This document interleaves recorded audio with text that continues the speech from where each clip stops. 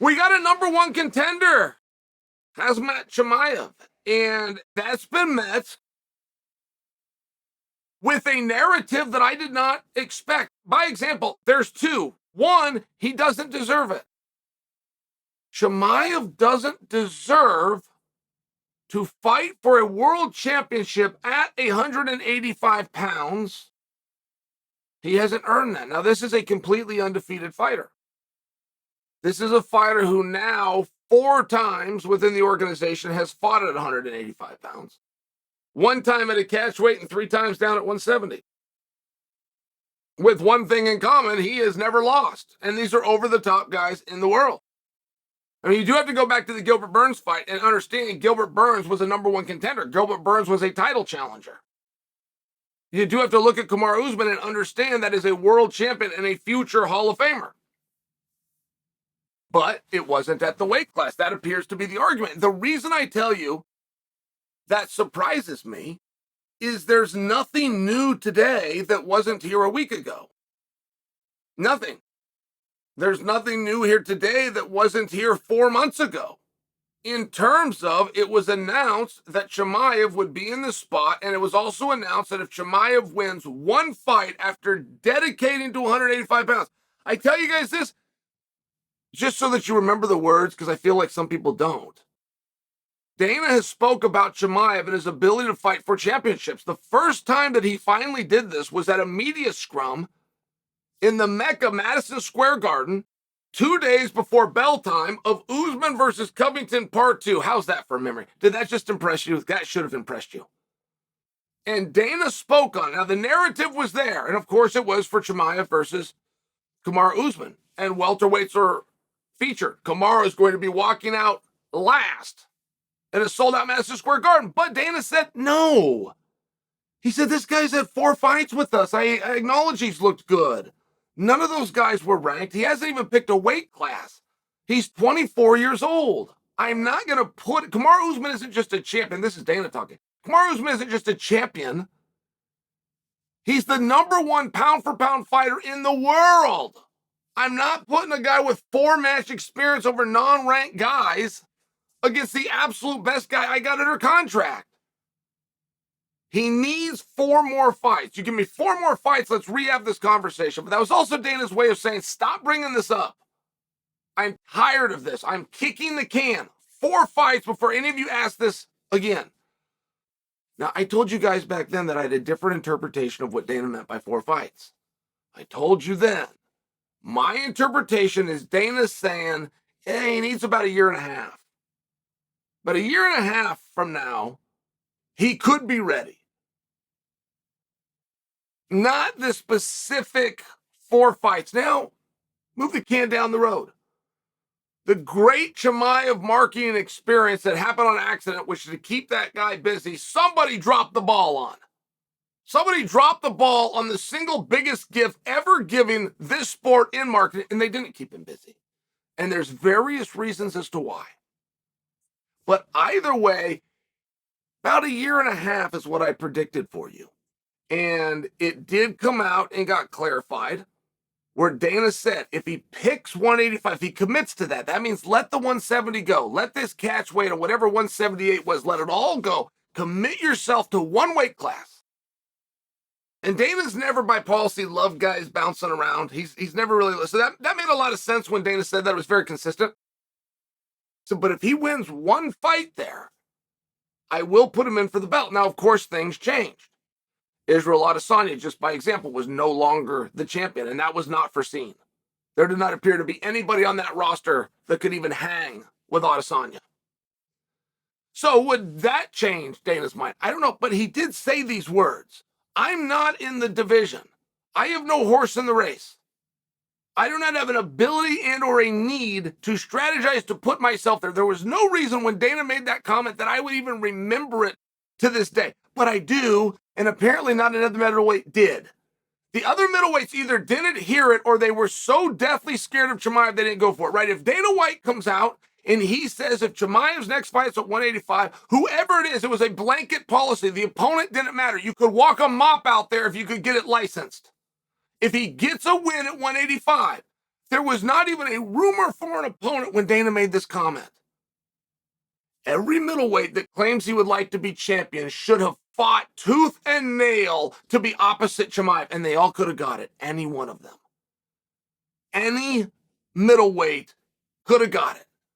Duplessis, Whitaker, go right through the list. Gastelum would have been on there, but he announced that he was going to go down to 170. Bo Nickel, any one of them could have got it. And why? Because nobody wanted it.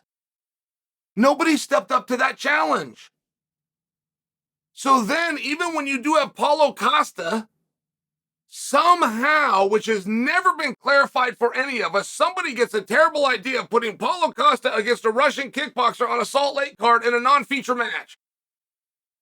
Like, of all of decision-making of 2023 that needed to be ran back, it was that decision, and it did get ran back to pull him off, to put him in there with Chimaev, but it wasn't just to preserve that match in that specific location on October 22nd. It's because none of the rest of the cowards did it.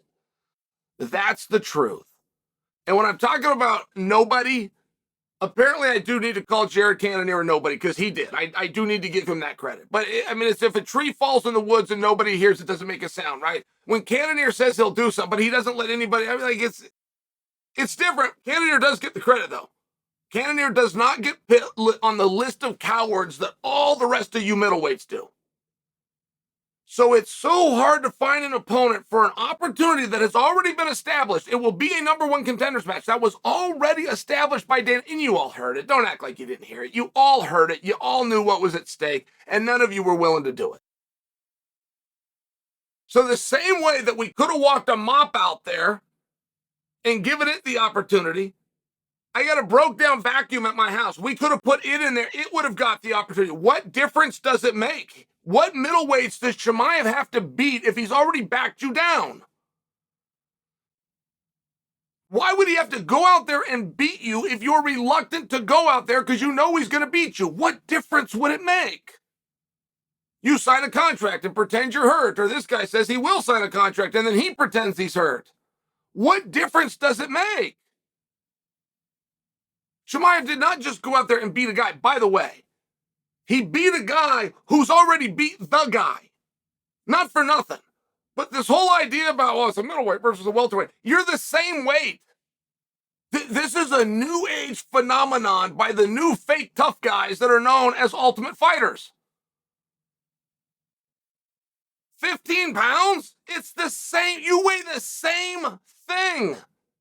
There's wars going on in the world right now. This is very serious stuff. There's wars in the world right now. Do you think anybody on that battlefield asked the other guy what he weighed? Whoa.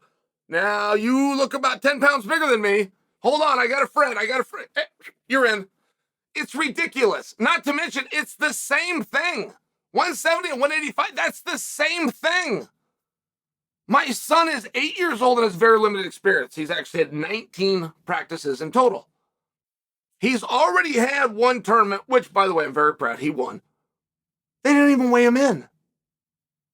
They asked him, what do you weigh? You write it down on a sheet. It goes to a bracket room. It's not even seen. Of course, fathers are lying all over the place because you just go do it. It's the same thing.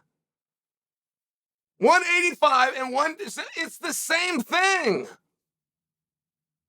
To an actual tough guy, to a legitimate tough guy, it's the same thing. And the idea that Chimaev doesn't deserve it because he's only beaten the guy. Well, that one guy he beat the guy. So, I feel like you're insulting Kamaru Usman when you say that. But he was willing to face anybody. In fact, he started with the Terminator. Do you know Paulo Costa got that name, by the way? He got it from you guys. He didn't give himself the name. He came in with a nickname. He called himself the Eraser. He was so effective, he got named as the Terminator, right? When you get a moniker like that, it's like the axe murderer. If when somebody calls you that, right? Roberto Duran was Hands of Stone. Like when you get those kinds of names, not only did you guys not want to fight Chimaev, you guys wanted to fight Paulo Costa.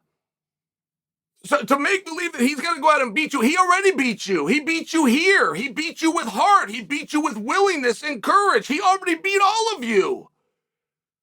What's the difference if he backs you down in the back? What is the difference if he wilts you from signing your name on a paper? What's the difference if he puts so much fear in your heart you can't go to Twitter in 160 characters or less and make it known to the world that you want the opportunity? You didn't do those things because you lost.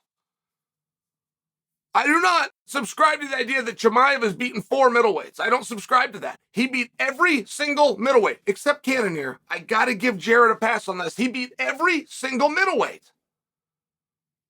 And let's just make believe that he doesn't deserve the shot. Great. He doesn't deserve the shot. Can we agree that he's 1 win away?